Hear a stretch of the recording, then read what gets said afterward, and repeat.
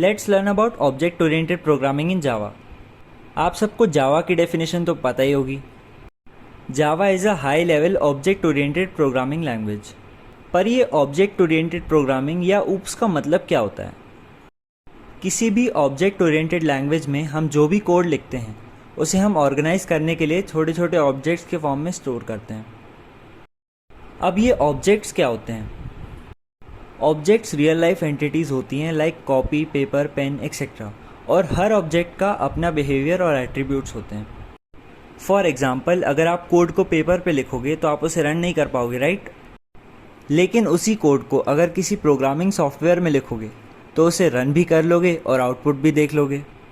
इस केस में कोड हमारा ऑब्जेक्ट हो गया जिसे हमें रन करना है, और रन करने के लिए हमने जिस प्रोग्रामिंग सॉफ्टवेयर का यूज़ किया है वो हमारा मेथड हो गया। अब ऊप्स के कुछ बेसिक कंसेप्ट्स को देख लो। पहला है ऑब्जेक्ट, जिसके बारे में मैंने अभी तुम्हें बताया। दूसरा है क्लास। क्लास का कंसेप्ट समझने के लिए मैं एक एग्जांपल से समझाता हूँ। आप में से कुछ लोग अभी स्कूल में पढ़ रहे होंगे, तो जनरली स्कूल्स में आप लोगों को क्लासेस में डिवाइड कर दिया जाता है और हर क्लास के बच्चों के एट्रीब्यूट्स डिफरेंट रहते हैं। जैसे जो ज़्यादा इंटेलिजेंट बच्चे हैं उन्हें हम सेक्शन ए में रखते हैं ताकि वो अच्छे से प्रोग्रेस कर सकें। ऐसे ही हम सेम एट्रीब्यूट्स वाले ऑब्जेक्ट्स को सेम क्लास में स्टोर करते हैं। और जैसे आपके करिकुलम में डिफरेंट सब्जेक्ट्स होते हैं, वैसे ही क्लासेस में डिफरेंट मेथड्स होते हैं, और स्टूडेंट्स उन ऑब्जेक्ट्स का रोल प्ले करते हैं जो उन मेथड पे वर्क करते हैं। अब देखो क्लास बनाने का सिंटेक्स क्या होता है। इस कोड पे ज़्यादा ध्यान मत देना, बस उतना ही देखो जितना मैं बता रहा हूँ। यहाँ देखो ये क्लास लिखा है ना, ये एक कीवर्ड है जिसे हम क्लास बनाने के लिए यूज़ करते हैं, और हेलो वर्ल्ड है क्लास का नेम। उसके बाद कर्ली ब्रैकेट्स के अंदर हमारी क्लास के सारे कंपोनेंट्स का कोड लिखते हैं। इसके बाद आता है इनहेरिटेंस। आप लोगों में से कुछ लोगों के पेरेंट्स बिजनेस ओनर्स होंगे, और जब आप लोग बड़े हो जाओगे तो उनके बिजनेस को इनहेरिट कर लोगे।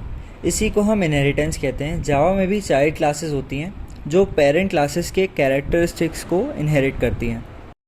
उसके बाद आता है पॉलीमॉर्फिज्म। तो पॉली का मतलब होता है मैनी और मॉर्फ का मतलब होता है चेंजेस। तो जावा में हम जब भी किसी फंक्शन को अलग अलग चीज़ों के लिए यूज़ करते हैं, this is called polymorphism. The next is abstraction.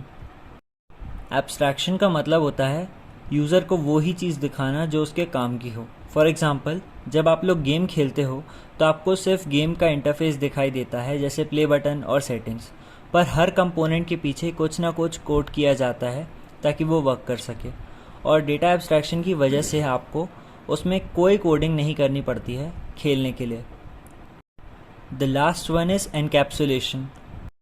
Data और कोड को कंबाइन करके हम जब ऑब्जेक्ट्स बनाते हैं तो इस प्रोसेस को हम एनकैप्सुलेशन कहते हैं। इस प्रोसेस में हम डाटा को पब्लिक, प्राइवेट और प्रोटेक्टेड कर सकते हैं। प्राइवेट डाटा को सिर्फ कुछ ऑब्जेक्ट्स ही एक्सेस कर पाएंगे, और पब्लिक डाटा को कोई भी ऑब्जेक्ट कहीं से भी एक्सेस कर सकता है। जावा के ऊपर और भी वीडियोज़ आने वाली हैं, तो जल्दी से चैनल को सब्सक्राइब कर दो। और अगर अभी तक C++ नहीं सीखी है तो लेफ़्ट वाली प्लेलिस्ट पे जाके देख सकते हो, और अगर फोटोशॉप सीखना चाहते हो तो राइट वाली प्लेलिस्ट तो बनी हुई है। Thanks for watching this video. See you, have a good day.